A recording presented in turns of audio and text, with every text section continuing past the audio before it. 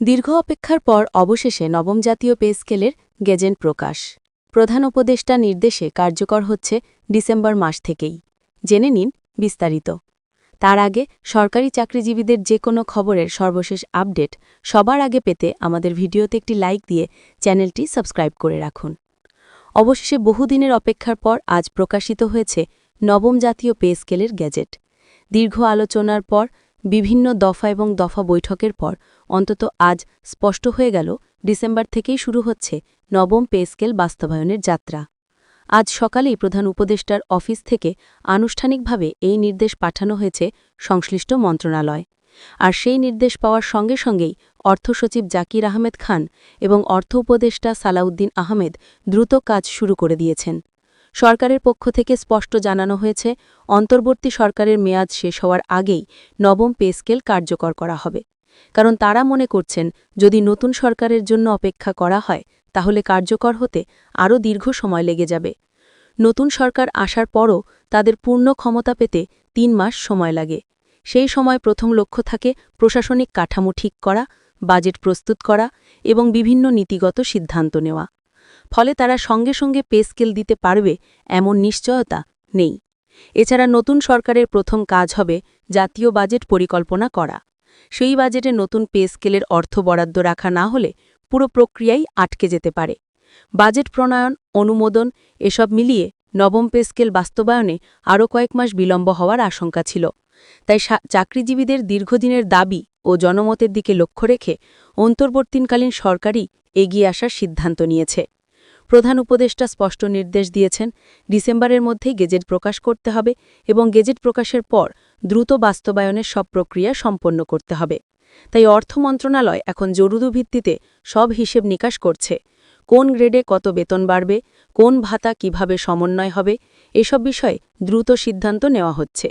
সরকারি সূত্র বলছে, কর্মচারীদের চাপ, বিভিন্ন সংগঠনের আন্দোলন এবং দীর্ঘদিন ধরে চলে আসা বৈষম্যের কথা বিবেচনা করেই এই দ্রুত সিদ্ধান্ত নেওয়া হয়েছে।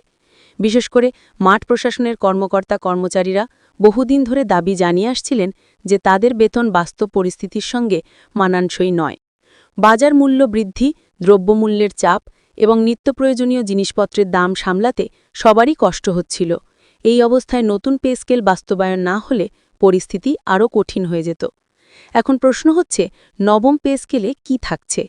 যদিও পুরো হিসেব এখনও প্রকাশ করা হয়নি, তবে অর্থ মন্ত্রণালয়ের কয়েকটি সূত্র জানিয়েছে, এবার বেতন কাঠামোতে বেশ কিছু বড় পরিবর্তন আসছে। গ্রেড সমন্বয়, ইনক্রিমেন্টের সংখ্যা, ভাতার আপডেট এসব মোটামুটি চূড়ান্ত পর্যায়ে রয়েছে। বিশেষ করে নিম্নস্তরের কর্মচারীদের বেতন বৃদ্ধির দিকেও জোর দেওয়া হচ্ছে, কারণ বিগত কয়েক বছরে যারা সবচেয়ে বেশি চাপের মধ্যে ছিলেন তারা মূলত মাঠ পর্যায়ের কর্মীরা। এদিকে পে স্কেল বাস্তবায়নের ঘোষণা আসতেই বিভিন্ন দপ্তরে ইতিবাচক সাড়া দেখা গেছে। অনেকেই বলছেন, এটা সে বেতন বৃদ্ধি নয়, এটা তাদের জন্য নতুন এক স্বস্তির সূচনা। দীর্ঘদিন কর্মচারীরা যে অনিশ্চয়তায় ছিলেন, আজকের গেজেট প্রকাশ সেই অনিশ্চয়তা দূর করেছে। সরকারের পক্ষ থেকেও আরও একটি গুরুত্বপূর্ণ বার্তা এসেছে। তারা জানিয়েছে, এটা শুধুমাত্র বেতন কাঠামো পরিবর্তন নয়, বরং পুরো প্রশাসনিক সক্ষমতা বাড়ানোর একটি অংশ। উন্নয়ন পরিকল্পনা বাস্তবায়ন, সাধারণ মানুষের সেবা নিশ্চিত করা এসবের পিছনে মূল ভূমিকা পালন করেন সরকারি কর্মকর্তা-কর্মচারীরা। তাই তাদের প্রণোদনা শক্তিশালী করা খুবই জরুরি। এখন সামনে রয়েছে বাস্তবায়নের চ্যালেঞ্জ।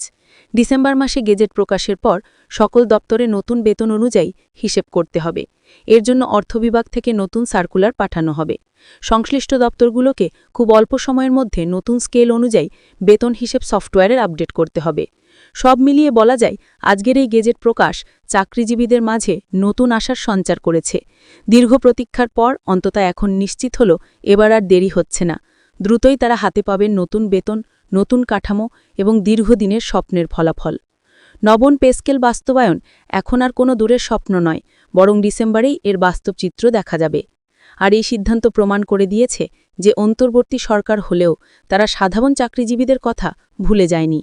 সর্বোপরি দেশের অর্থনৈতিক ভারসাম্য বজায় রেখে তারা এমন সময়ে এই সিদ্ধান্ত নিল যখন জনগণের আস্থা ধরে রাখা অত্যন্ত প্রয়োজন ছিল।